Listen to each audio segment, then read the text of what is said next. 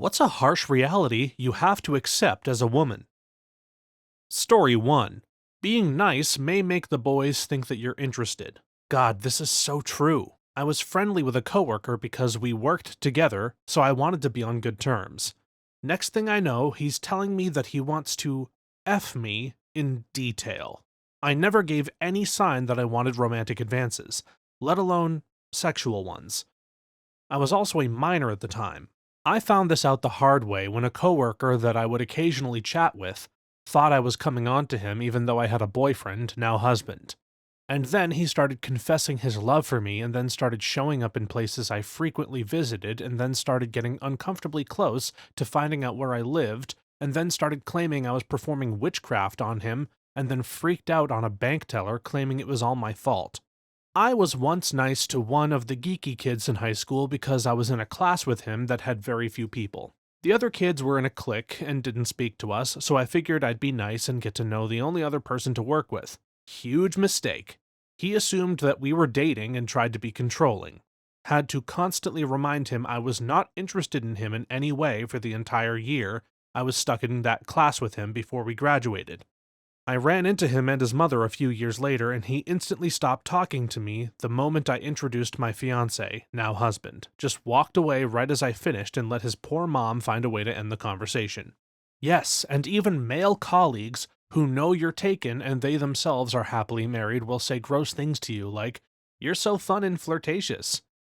And when you say, "How am I flirtatious?" they say, "Well, you always have a smile on your face and you say hello and ask me how my weekend was."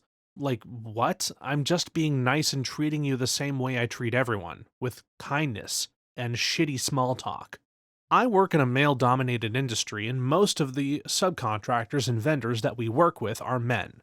I'm naturally friendly and helpful, and it's frustrating that they all assume that means I'm open to flirting or being available.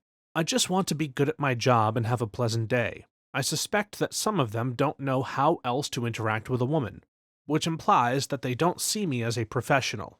It just sucks. A lot of them seem like great guys, but I am constantly on guard, trying not to send signals.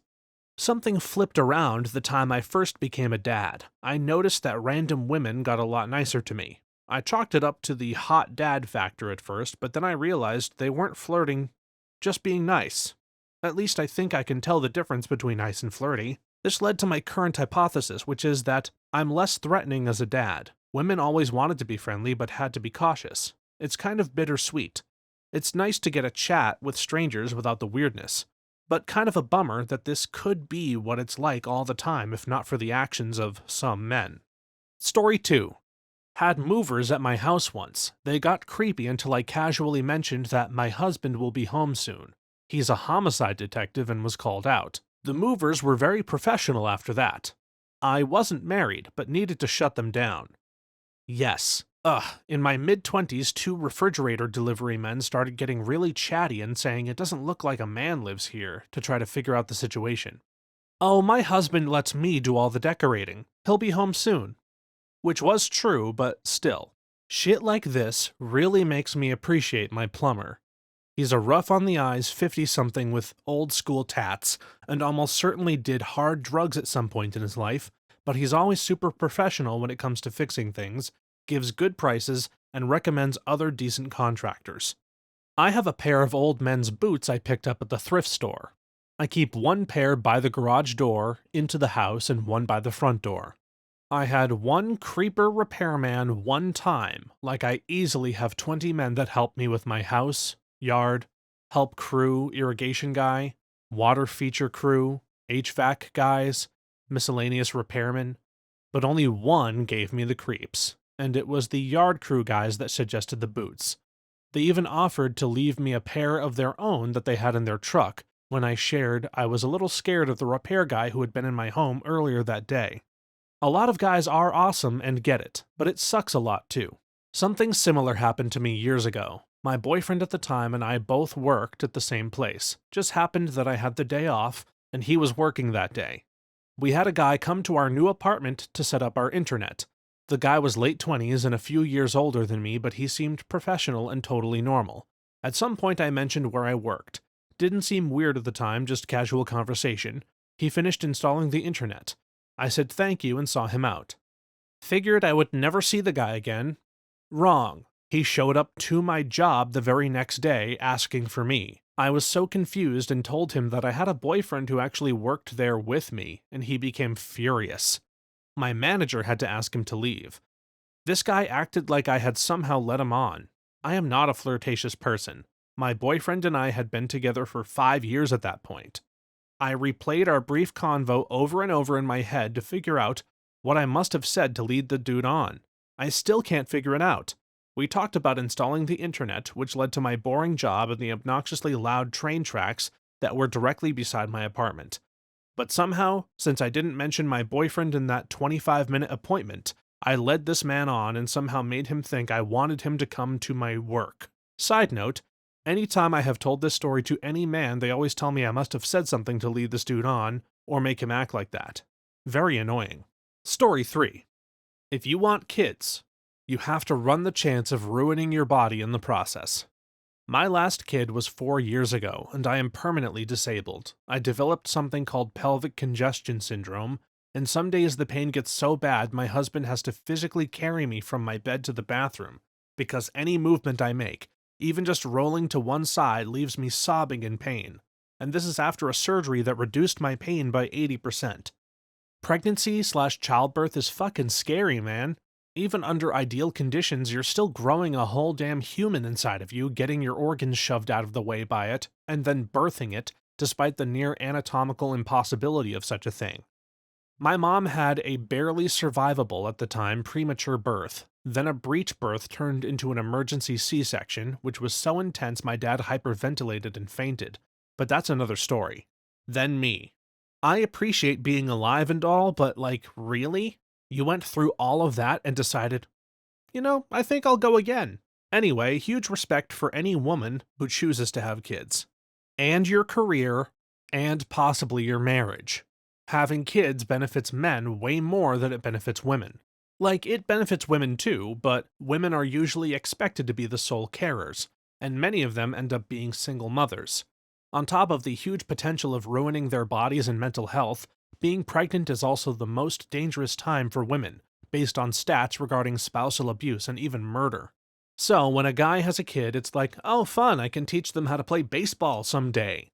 But when a woman has a kid, it's like, okay, I'm about to absolutely ruin my body, stagnate in my career, and go through a major surgery, deal with the lasting mental fallout from all these hormonal and bodily changes, make myself exceedingly vulnerable to abuse and murder, take on the primary role of raising a child, completely lose my social life and free time for many years, possibly lose my partner altogether, and put all my own dreams on the back burner for who knows how long, but at least my partner will eventually teach them how to play baseball. I have 3 kids, and I generously spaced them. No back-to-back pregnancies here, and even still, with years to recover after the 3rd, my body just hasn't gotten back to normal. I have it way better than a lot of women, but those kids permanently changed my body for the worse. I am always very frank about pregnancy and postpartum, and even now, 6 years out from the last birth, I do warn people that it took like 5 of those years to feel comfortable in my own body again. My hormones have never gone back to normal, and the psychological effects of raising kids are not to be dismissed either. Shout out to going for a mummy MOT 6+ weeks after birth. The physio checks out your posture, pelvic floor, stomach muscle separation, and any weaknesses, aches and pains that have developed postpartum, and gives you a tailored exercise program to address them. In my honest opinion, this ought to be offered as standard to any woman after birth. Especially if you have any pelvic floor or bladder issues, since that can stay with you for life. But sadly it's not, where I live anyway, and it's totally worth the money and the peace of mind. Don't forget that you deserve to be appropriately looked after as well as the baby. Story 4. Menopause. So I went through an early and rapid menopause done before 38. My entire menopausal experience from before premenopause to postmenopausal was condensed into about 2 years. 10 to 15 years worth of symptoms in just over 2 years. It was fucking hell. Basically, my body said fuck hormones. I'm not making that shit anymore, and all production shut down one day.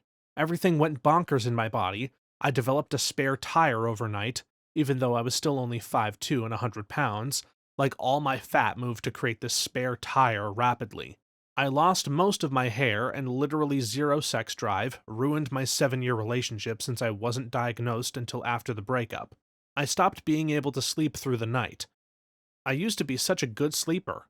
My ADHD got way worse. My memory was god-awful, all of a sudden. I had the worst time remembering basic words, and the night sweats, oh god. My estrogen, testosterone, and AMH were all zero, literally zero. My FSH was so high it couldn't even be measured.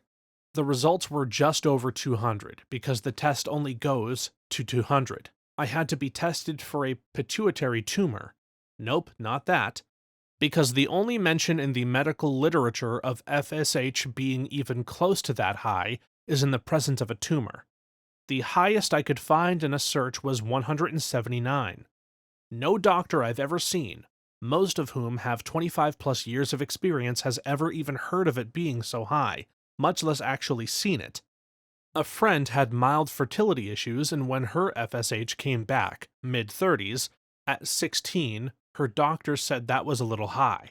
So yeah, menopause wreaked absolute havoc on my body and mind. I'm going to be on HRT for a very, very long time. I even take natural testosterone supplements in addition to the estrogen patches. The soups are great, actually. They definitely help and don't have the gross side effects of testosterone, steroid prescriptions. I wouldn't say I'm 100% compared to my premenopausal self, but the hormones get me pretty close. So does the extensive weight training. I still don't sleep for shit, but my memory is better. My hair grew back and I rarely have night sweats. And when I do, it's usually because I'm a day late on my patch. Hormones are awesome. I see people complaining about hormones sometimes, and I just think you're gonna be so sad when they're gone. I talk about my experience a lot because young women need to know that it's a possibility for them too, and doctors need to test for menopause early as well. I went free, and the one who tested my FSH did so on a whim, but at least she did. I don't think a male doctor would have, but so many women don't know that this can happen early. It is common, like 1 in 100 before age 40, and 1% of those cases will be before age 30. We need to talk more openly about all this, for real. I'd heard a few things about menopause, such as that you'll get hot flashes and gain weight, but the reality is more complicated. I had hot flashes and weight gain, yes, but also panic attacks, a whole new level of depression, bone loss resulting in surgeries, insomnia, and the quality of my attention changed. I can't deal with distractions like I used to, but at the same time, my ability to solve complex problems at work is better than ever, and I'm able to plow through projects and make better decisions. What sucks the most is how young it starts happening. Like, really? I have to live another 4 decades without the hormones that allowed me to think without immense brain fog and severe anxiety? I used to think those age-old scripts about the annoying anxiety written by a middle-aged female were just sexism, but now I realize, like many stereotypes, there was likely some truth in it. I never had anxiety in my life until menopause hit, and I overnight became really annoying and anxious about everything for no goddamn reason. Men get to live their lives from puberty to 65 without much change, and then towards the end, they just have a quick decline in the last few years. Not us. We get to have decades of decline. I'm so mixed about this. I'm in my 40s, so menopause could feasibly start in the next few years, and I decided to ask my mom about her experience. She never had any symptoms through her menopause, but she also didn't stop getting monthly periods until she was in her mid-60s. I still don't even know which I fear more, menopause starting soon and me having awful symptoms, or carrying on having Shark Week for another 20 years. Ladies, you have my ultimate sympathy. I was sent to work as an admin at a hospital and placed in the OB/GYN department temporarily. There, I learned more about women's medical issues than I ever wanted to know. The woman's body is a wondrous thing, but it needs a hell of a lot of maintenance. Every day I went in, I thought, how do women smile every day knowing all of the things that are going on internally? To know that, if they find a lump or spot, that must be terrifying. You are very brave for going there. I saw mums with their daughters visiting the same OB/GYN and grandmas and adult daughters going to the same doctor for decades. Men are cowards. We don't want to know unless something's bleeding and we panic. I've seen my mother go for regular checkups and wait for a phone call. Last year, at 70 years old, she cried with relief after waiting 2 weeks for that reassuring phone call. It's only now, when I'm a 40-year-old man, that I understand why she needed to have a week in a hospital and go with her best friend when she was in her 40s. Story 5.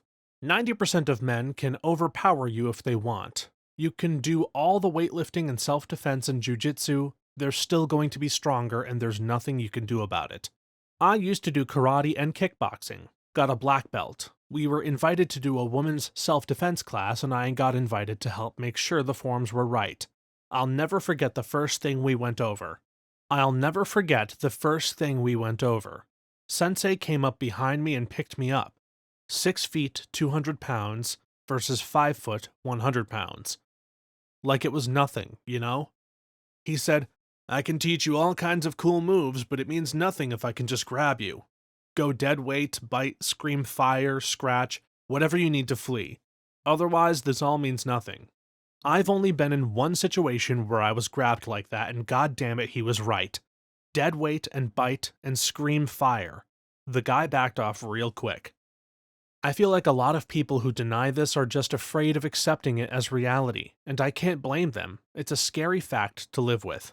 The most effective strategy for women's self-defense is situational awareness and avoiding circumstances that could lead to danger. While some women may be capable of overpowering men in physical confrontations, for the majority, a weapon may be necessary. Physical size varies from person to person, but regardless, 4 shots to the chest can be lethal. As the old saying goes, God made man, but Samuel Colt made them equal. So true.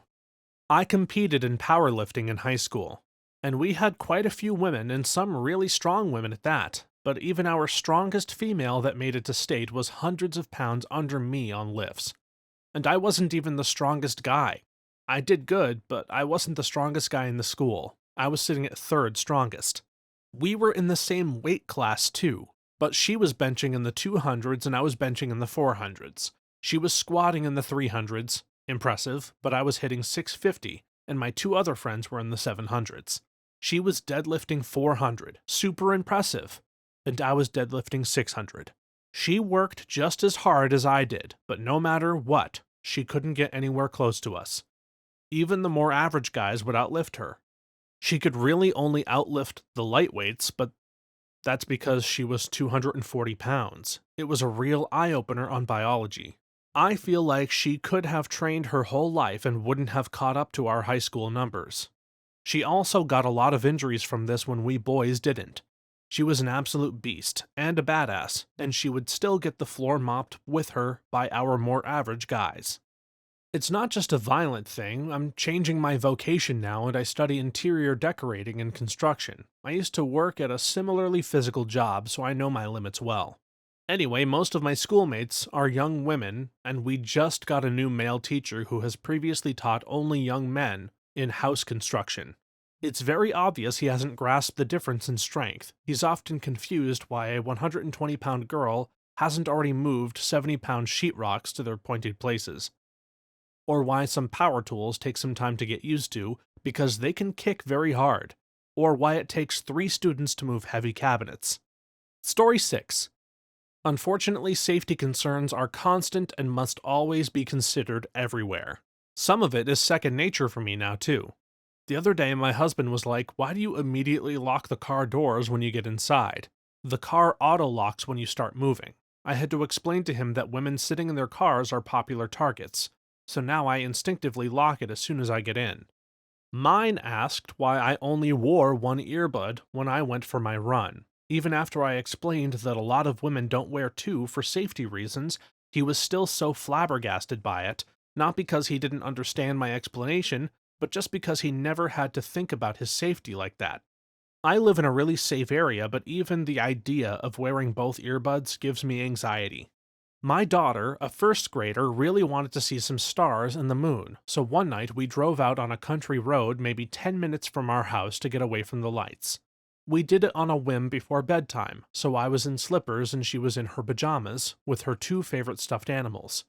It was a beautiful and magical thing. I was so fucking scared the whole time about how vulnerable we were. It was dark, there was no one around, and we were just off the side of the road.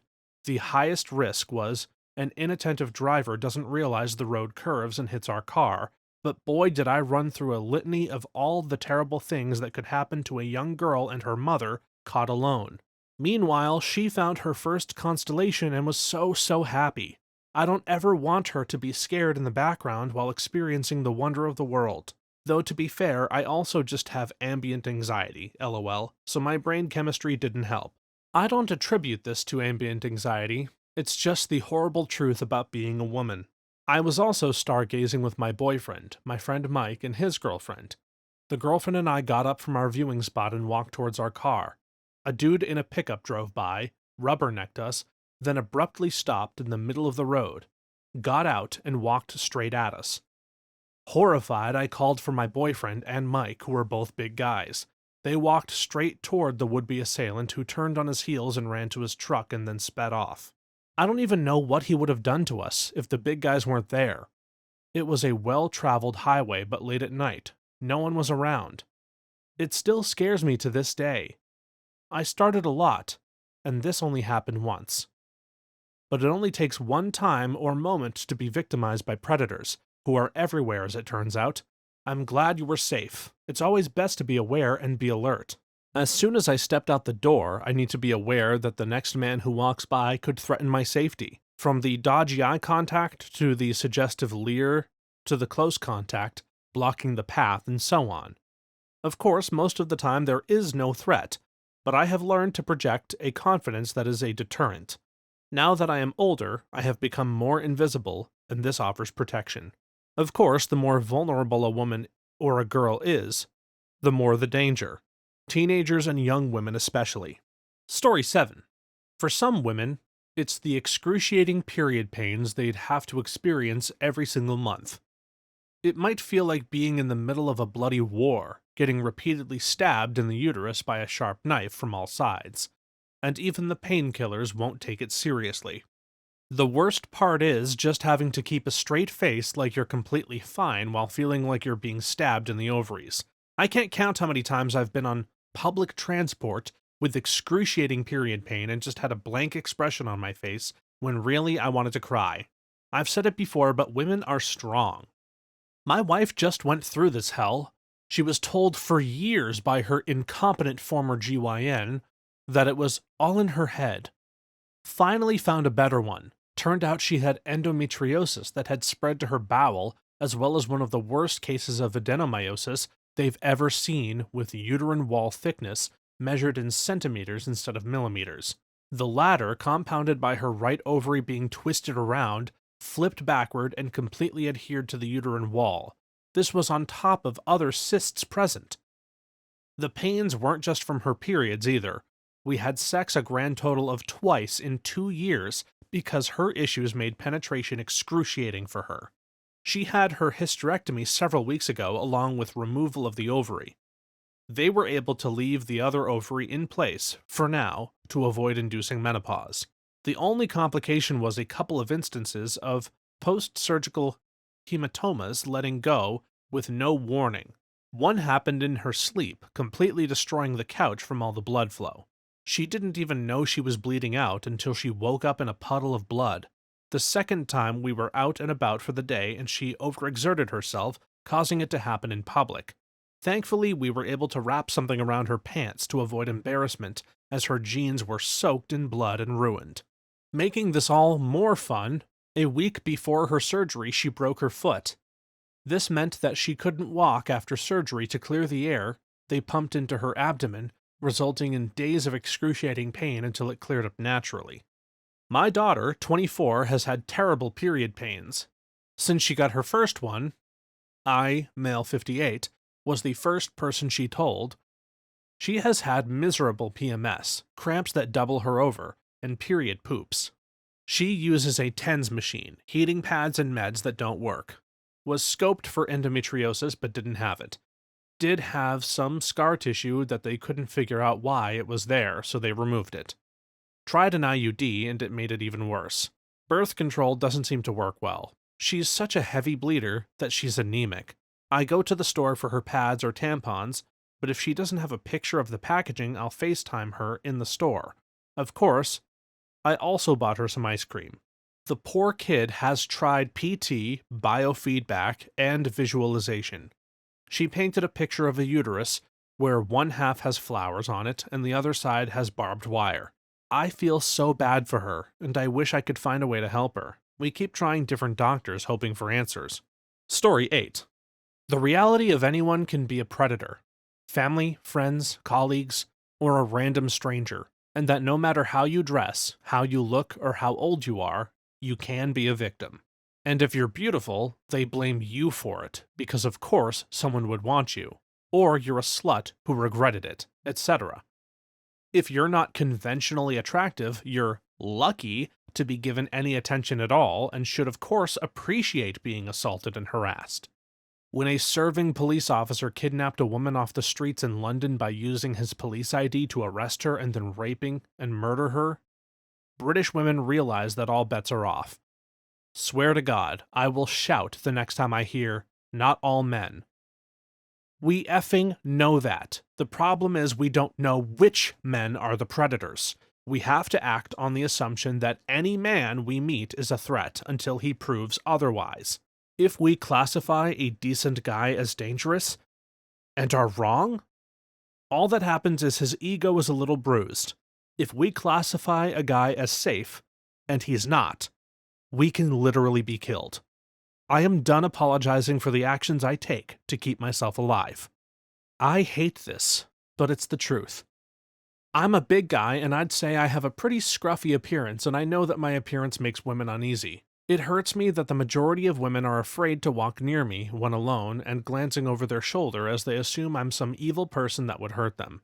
It also sucks that I'm consciously aware that women could find me threatening, and because of this, I go out of my way to not talk or walk too close to them or do anything that could be considered off-putting. It sucks. It makes me feel like an asshole. But I don't blame them at all for being so cautious.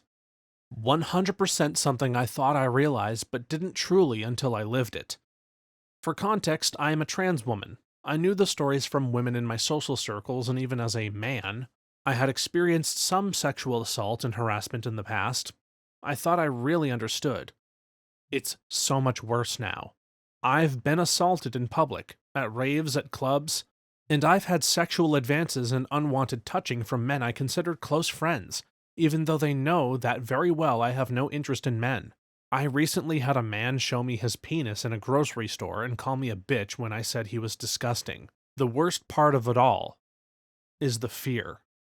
As a man, when I experienced some of this same behavior, I felt much safer.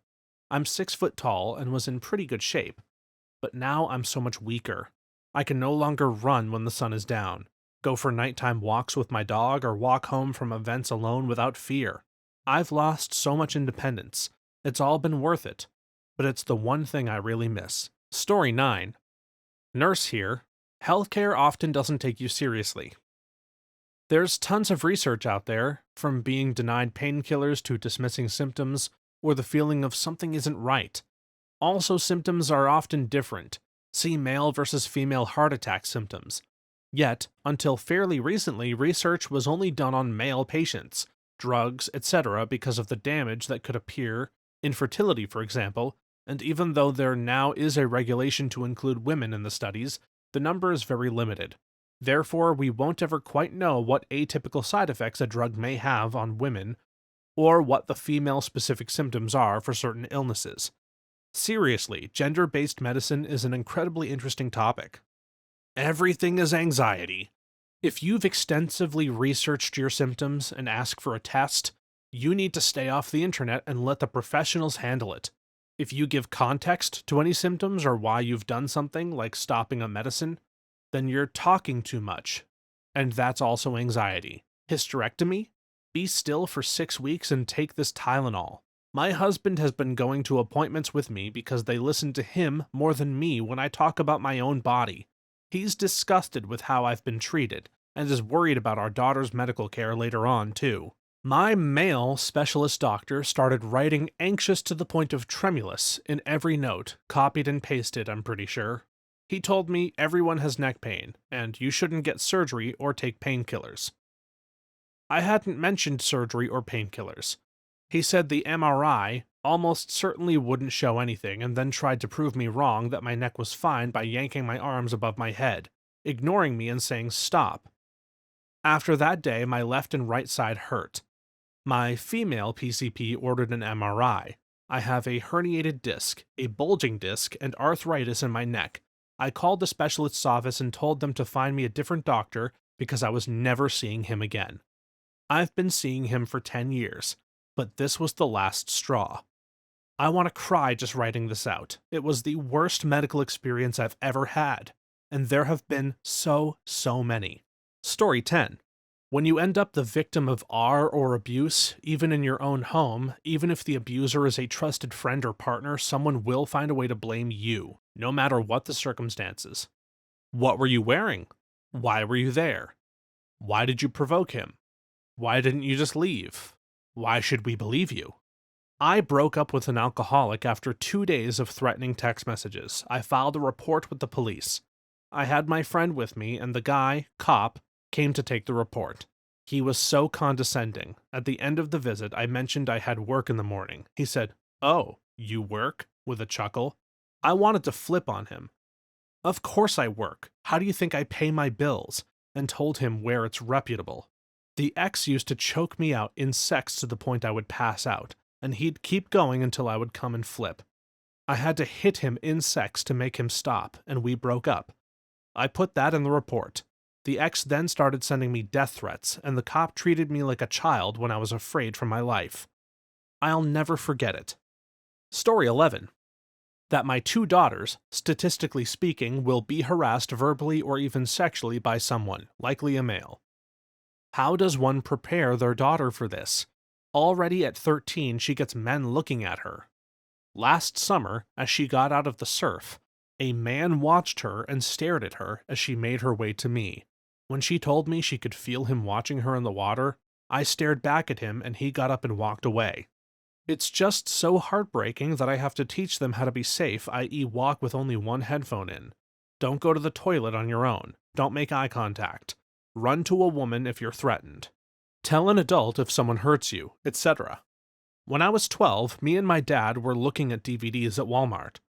He was at one end of the aisle. I was at the other. A guy in his mid-20s walked up to my dad, pointed at me, and said, "Damn, am I right?" My dad's response was, "I know you're not fucking talking about my daughter."